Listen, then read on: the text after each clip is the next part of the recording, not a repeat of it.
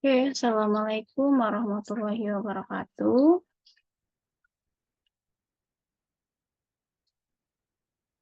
Pada pertemuan 12 kali ini, kita akan melanjutkan materi, yaitu mengenai teori graf. Nah, sekarang teori graf yang akan kita bahas, yaitu tentang representasi graf. Nah, dalam bab ini, representasi graf atau jenis-jenis representasi yang sering digunakan di dalam program komputer, ini biasanya yaitu matriks ketetanggaan, kemudian matriks bersisian, dan senarai ketetanggaan. Yang pertama, kita akan bahas tentang matriks ketetanggaan. Nah, representasi jenis matriks ketetanggaan ini adalah representasi yang paling umum ya. Misalkan terdapat G, di mana G itu adalah pasangan terurut I dan E. Ini adalah graf dengan N simpul, di mana N-nya itu harus lebih dari atau sama dengan 1. Nah, matriks ketetanggaan G ini adalah matriks dwimatra yang berukuran N kali N. Jadi nanti bentuk matriknya itu sama ya, antara baris dan kolom. Kalau misalkan dia 4, ya barisnya 4, kolomnya 4 gitu ya. Kemudian, jika matriks ini, misal kita namakan suatu matriks A, di mana elemen-elemennya itu merupakan AIJ, maka elemennya elemen AIJ ini dia dikatakan 1 jika simpul I, ini I kecil ya, dan J itu bertetangga. Dan elemen dari AIJ ini dia dikatakan 0, atau kita tuliskan dengan angka 0 nantinya di matriks, itu jika simpul I dan J itu tidak bertetangga, atau nanti tidak ada garis yang menghubung ya, seperti itu. Nah, di sini matriks ketetanggaan ini dia hanya memiliki 2 nilai ya, yaitu 0 dan 1. Makanya matriks ini dinamakan dengan matriks 01 atau 01. Nah, selain itu juga matriks ini bisa dinyatakan dengan nilai false and true. Jadi false untuk menyatakan dia elemennya 0, true untuk menyatakan dia itu 1 atau dia bertetanggaan. Sebenarnya matriks ketetanggaan ini didasarkan pada pengurutan nomor simpul. Misalkan katakanlah terdapat n faktorial ya. Cara pengurutan nomor simpul. Berarti ada n faktorial matriks ketetanggaan yang berbeda untuk graf dengan n simpul. Seperti itu. Misal di sini ada contoh graf sederhana dan matriks ketetanggaannya dari graf terhubung, graf tak terhubung, dan graf berarah berikut. Ini ya, dia sudah urutan. Ini graf terhubung, graf tak terhubung, dan yang satunya adalah graf berarah. Nah, seperti ini adalah bentuk graf dan representasinya. Dan di bawah ini merupakan contoh dari representasinya. Misal terdapat ini ya, matriks ini misal dia terdapat V-nya adalah 1, 2, 3, dan 4, maka barisnya berarti 1, 2, 3, dan 4, kolomnya begitu juga 1, 2, 3, dan 4, sehingga antara 1 dan 1 dia kan tidak bertetanggaan ya, makanya kita tulis dengan 0. Kemudian antara 1 dan 2 dia bertetanggaan, atau dia bertetangga, makanya di sini kita tulis dengan angka 1. Kemudian antara 3 dan 1, nah ini dia bertetangga, makanya kita tulis dengan angka 1 ya. Kemudian antara 4 dan 1, ini kan tidak bertetangga, makanya kita tuliskan dengan 0. Begitu juga seterusnya. Di antara semua graf ini, kita representasikan ke dalam bentuk matriks seperti itu. Kemudian di sini terdapat kelemahan matriks ketetanggaan atau matriks bersisian itu sendiri, di mana tidak dapat untuk mempresentasikan graf yang mempunyai sisi ganda. Dia tidak bisa kita definisikan ya ke dalam bentuk matriks kalau dia itu mempunyai sisi ganda. Nah, untuk mengatasinya, maka elemen AIJ tadi pada suatu matriks ketetanggaan sama dengan jumlah sisi yang berasosialisasi dengan FI, VJ. Nah, matrik ketetanggaannya ini bukan lagi matrik 01. Untuk graf semu, gelang pada simpul 6 ini dinyatakan dengan nilai 1 pada posisi I, I. Di matriks ketetanggaannya, seperti itu ya. Kemudian yang selanjutnya, selain ada matriks ketetanggaan, ada juga yang namanya matriks bersisian. Nah, maksudnya matriks ini menyatakan kebersisian simpul dengan sisi. Misalkan ada G gitu ya, di mana dia itu memiliki elemen terurut P, I. Ini adalah tetap ya graf dengan N-nya itu merupakan simpul dan M-nya M buah sisi. Jadi antara N dan M, antara matrik baris dan kolom, nanti kemungkinan dia tidak sama nilainya. Seperti itu. Kemudian baris menunjukkan label simpul. Nah, sedangkan kolom menunjukkan label sisi. Nah, bila matriks ini kita ambil, katakanlah kita sebutkan dia matriks A, dengan anggota-anggotanya merupakan AIJ, maka masih sama dengan bertetanggaan ya. Dia matriksnya itu atau elemen-elemen AIJ-nya itu dia dikatakan 1 apabila simpul I ini bersisian dengan sisi J. Kemudian AIJ ini dianggap 0 jika simpul I ini tidak bersisian. Seperti itu. Nah, ini adalah contohnya. Matriks bersisian ini dapat digunakan untuk mempresentasikan graf yang mengandung sisi ganda atau sisi gelang. Kalau yang bertetanggaan tadi kan tidak bisa ya. Misal dia terdapat ini ya, kolom, di mana tadi dia menyatakan bahwa kolom itu merupakan label sisi dan baris itu merupakan label simpul. Nah, ini merupakan label simpul dan ini merupakan label sisi, di mana 1, 2, 3, dan 4 ini dapatnya dari sini simpulnya. Ini A, ini sebagai 1, ini 2, 3, dan 4, seperti itu. Di mana nanti E1 dengan 1, nah ini kan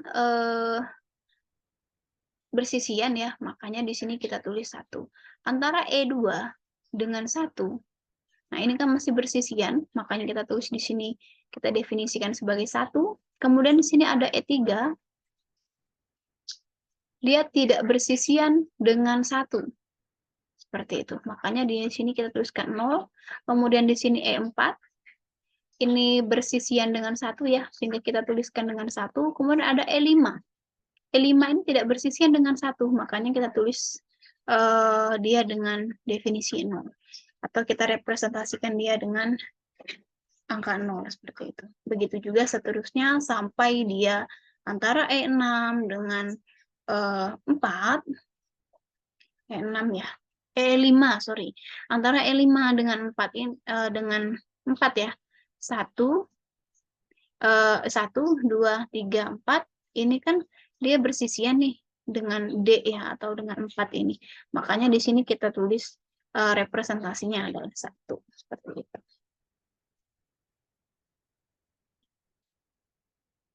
Kemudian ada juga yang namanya senarai ketetanggaan. Nah, kelemahan matriks ketetanggaan adalah bila graf ini memiliki jumlah sisi relatif sedikit ya.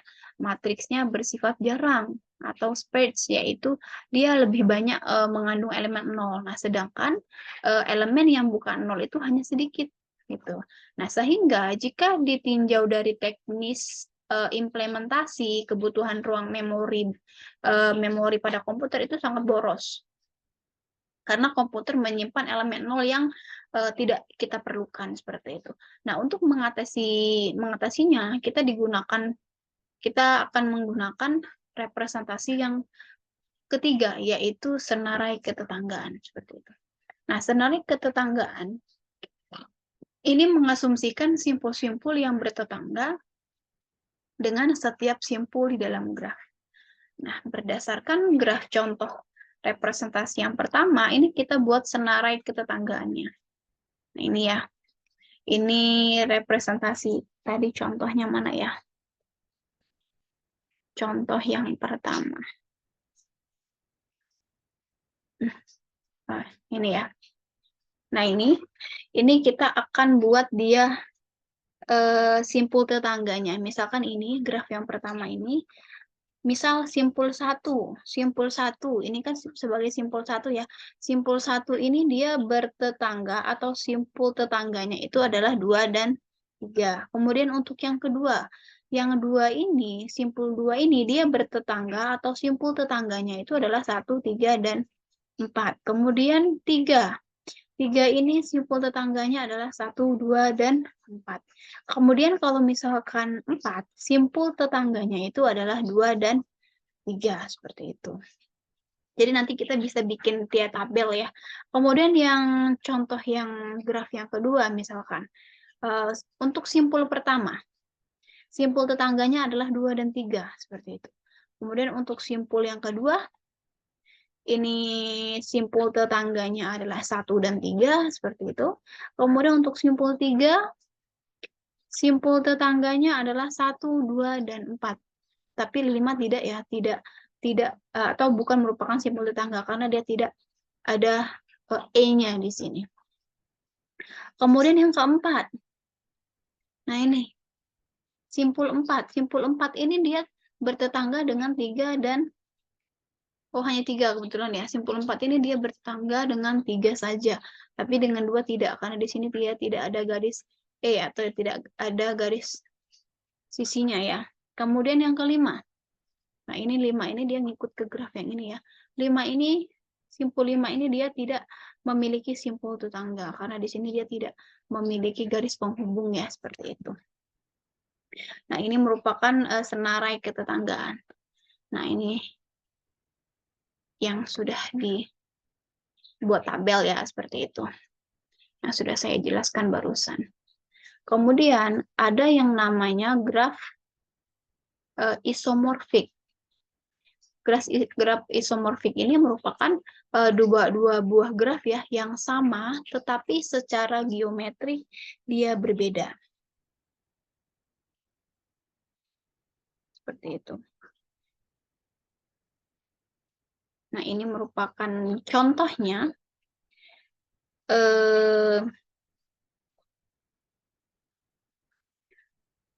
Dua buah graf G1 dan G2 ini dikatakan isomorfik ya jika terdapat korespondensi satu-satu antara simpul keduanya, antara sisi-sisi keduanya, sedemikian sehingga hubungan kebersisian tetap terjaga seperti itu. 1, 2, 3, 4, 5, 6, 1, 2, 3, 4, 5, 6 gitu ya. Dia isomorfik. Kemudian dengan kata lain, misal mana lagi ini ya? Ada contohnya lagi tidak? Ada ya.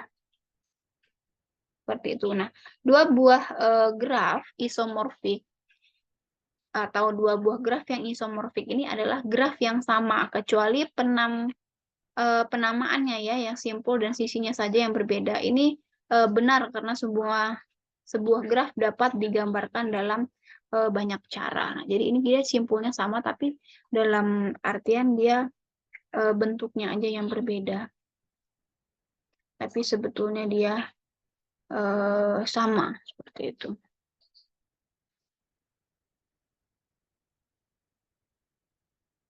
Nah, ini G1 dia isomorfik dengan G2, tetapi G1 ini dia tidak isomorfik dengan G3 seperti itu. Kemudian yang selanjutnya ini adalah graf planar atau graf planar dan bidang. Graf planar atau planar graph dan graph bidang atau plane graph. Ini adalah graf yang dapat digambarkan pada bidang datar dengan sisi-sisi tidak saling memotong. Dan graf planar ini yang digambarkan dengan sisi-sisi yang tidak saling berpotongan disebut dengan graf bidang. Nah, ini adalah contoh dari graf planar dan graf bidang. Seperti itu.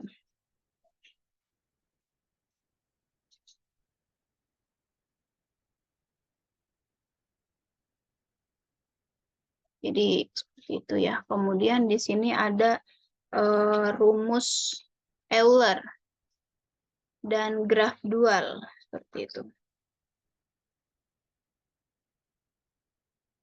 Nah, di sini rumus Euler bisa kita lihat ya. Nah, misal rumus Euler itu adalah jumlah wilayah F. Jadi jumlah wilayah itu kita simbolkan dengan F pada graf planar sederhana juga dapat dihitung dengan rumus Euler. Sebagai berikut ya, graf planar itu N min E plus F, di mana F itu jumlah wilayah, N itu adalah jumlah simpul, dan E itu jumlah sisi. Atau F, kalau misalkan kita ingin mencari jumlah wilayahnya, berarti rumusnya adalah IN atau E dikurang N plus 2. Nah, seperti contoh, misal E-nya 11, atau jumlah sisinya 11 dan jumlah simpulnya 7, maka jumlah wilayahnya kira-kira berapa ya? Seperti itu. Maka jumlah wilayahnya itu adalah F sama dengan 11 dikurang 7 ditambah dengan 2. Sehingga bisa kita ketahui bahwa nanti jumlah wilayahnya itu atau F-nya itu adalah sebanyak 6. Seperti itu. Kemudian graf dual. Graf dual ini adalah graf yang dibuat dengan cara setiap wilayah graf lama kita buatkan simpul untuk graf baru dan buat sisi baru yang memotong sisi graf lama untuk menghubungkan simpul yang baru. Nah, itu disebut dengan graf dual. Seperti itu ya. Kemudian yang selanjutnya ini ada lintasan dan sirkuit Euler dan Hamilton.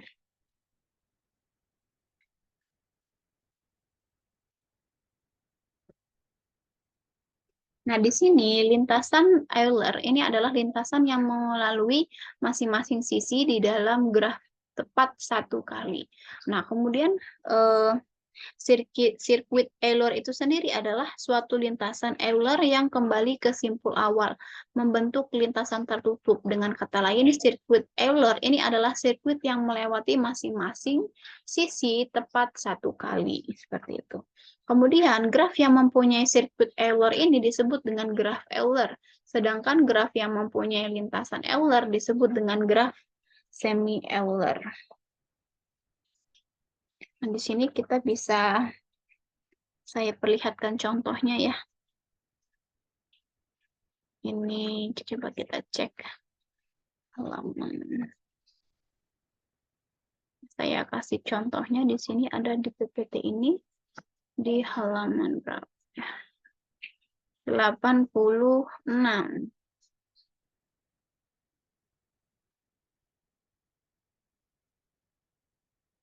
Nah, ini adalah contoh dari lintasan Euler pada graf A. Nah, untuk graf A, lintasan Eulernya berarti 3, 1, ya, 2, 3, 4, 1. Seperti itu. Kemudian lintasan Euler pada graf B ini adalah 1, 2, seperti itu, 4, 6, kemudian 2, 3, 6, gitu ya. Kemudian kelima, kemudian ke-1, dan terakhir ke-3, seperti itu. Kemudian sirkuit Eulernya pada graf C misalkan. Dimulai dari 1, sini ya, 2, kemudian ke-3, 4, sini 7, kemudian lanjut lagi ke-3, sini, kemudian ke-6 ya, ke-6, ke-5, seperti itu, balik lagi ke-5, kemudian ke-2, ke-6, ke-1, seperti itu. Nah, graf E, dan begitu juga dengan yang graf D ya, dia hanya simpulnya saja berbeda berbeda definisi. Kalau yang ini dia menggunakan angka, kalau ini bisa menggunakan huruf. Tapi sebenarnya sama saja. Kemudian graf E dan graf F ini tidak mempunyai lintasan maupun sirkuit Euler seperti itu ya. Jadi bisa kita definisikan bahwa A dan B, gambar A dan B ini merupakan graf semi-Euler, kemudian C dan D ini graf Euler ya. C dan D ini graf Euler, kemudian E dan F bukan graf semi-Euler ataupun graf Euler seperti itu. Ini adalah contohnya dari lintasan Euler sirkuit seperti itu. Kemudian yang selanjutnya ada yang namanya lintasan dan sirkuit Hamilton. Kita definisikan terlebih dahulu ya. Lintasan Hamilton ini adalah lintasan yang melalui tiap simpul di dalam graf tepat satu kali. Seperti itu. Tiap simpul dalam graf tepat satu kali, jadi tidak ada pengulangan seperti itu ya. Kemudian sirkuit Hamilton itu sendiri adalah sirkuit yang melalui tiap simpul tepat satu kali, kecuali simpul asal, sekaligus simpul akhir. Jadi asal maupun akhir gitu kan, jadi satu yang dilalui dua kali. Kemudian graf yang mempunyai sirkuit Hamilton ini disebut dengan graf Hamilton, sedangkan yang mempunyai lintasan Hamilton disebut graf semi Hamilton. Oke. Kita lihat di sini. Tidak ada contohnya. Coba saya cari di sini ya. Di sini ada contoh dari graf lintasan Hamilton itu seperti apa. Di halaman 91. Nah ini. Yang A, ini merupakan graf yang memiliki lintasan Hamilton. Misal 3, dia ke 2, 2 dia ke 1, 1 dia ke 4, seperti itu. Kemudian untuk graf yang B, yang memiliki lintasan Hamilton, misal di sini ada 1, dia ke 2, ke 3, ke 4, ke 1, seperti itu. Dan yang C ini merupakan graf yang tidak memiliki lintasan maupun sirkuit Hamilton. Seperti itu ya. Dia tidak memiliki, yang ini karena nggak ke sini gitu. Dia tidak memiliki sirkuit Hamilton.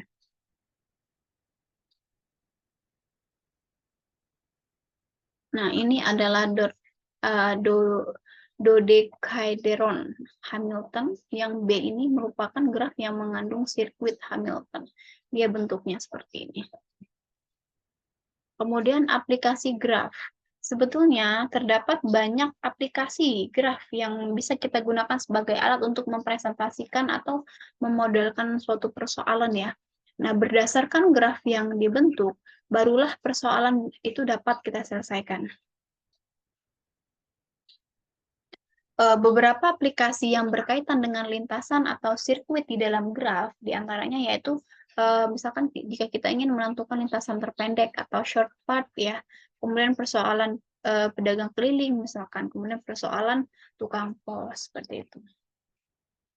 Kemudian lintasan terpendek itu dia memiliki ciri-ciri. Yang pertama, dia lintasannya memiliki arah. Kemudian yang kedua, dia setiap lintasan ada bobotnya. Kemudian yang ketiga, setiap lintasan harus terhubung dengan simpul. Seperti itu. Kemudian di sini ada contoh aplikasi graf dalam lintasan terpendek. Misalkan simpul pada graf ini dapat merupakan terminal komputer misalkan kita ambil ya, atau simpul komunikasi dalam satu jaringan. Nah, sedangkan sisi ini menyatakan saluran komunikasinya yang menghubungkan dua terminal tadi. Nah, bobot pada graf dapat menyatakan biaya pemakaian saluran komunikasi gitu. Kita definisikan ke sana ya, antara dua terminal tadi. Nah, jarak antara dua buah terminal atau waktu pengiriman pesan atau message atau antara dua terminal ini disebut dengan bobotnya tadi ya.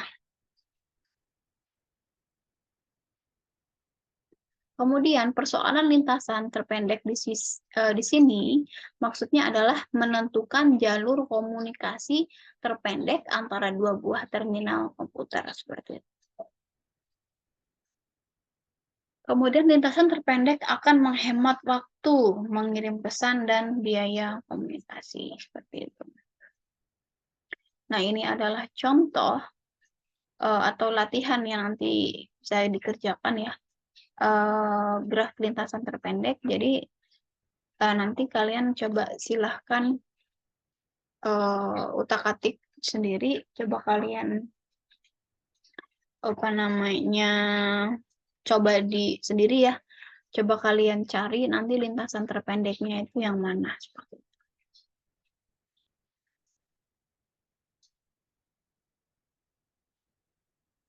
Nah, di sini aplikasi tentang masalah perjalanan pedagang atau traveling salesman. Ini aplikasi dari Graph juga. Misalkan persoalan perjalanan pedagang ya, misalkan persoalan ini diilhami oleh seorang pedagang yang mengunjungi sejumlah kota. Uraiannya sebagai berikut ya. Ini diberikan sejumlah kota dan jarak antara kota. Tentukan sirkuit terpendek yang harus dilalui oleh seorang pedagang bila pedagang itu berangkat dari sebuah kota asal dan menyinggahi setiap kota tepat 1 kali dan kembali ke asal berangkatnya nanti. Nah, coba nanti kalian juga coba pahami dan coba lakukan latihan sendiri ya. Jadi nanti tentukan sirkuit terpendeknya seperti apa, seperti itu. Ini juga ada persoalan tukang pos. Nanti coba latihan ya. Habis ya. Nah, ini nanti coba kalian pahami dan coba kalian utak-atik sendiri kira-kira paham atau tidak. Dan jika ada pertanyaan nanti boleh kita diskusikan di WA grup ya. Itu saja presentasi untuk pertemuan yang ke-12 ya, tentang teori graf, yaitu tentang representasinya dan aplikasinya. Saya akhiri. Wassalamualaikum warahmatullahi wabarakatuh.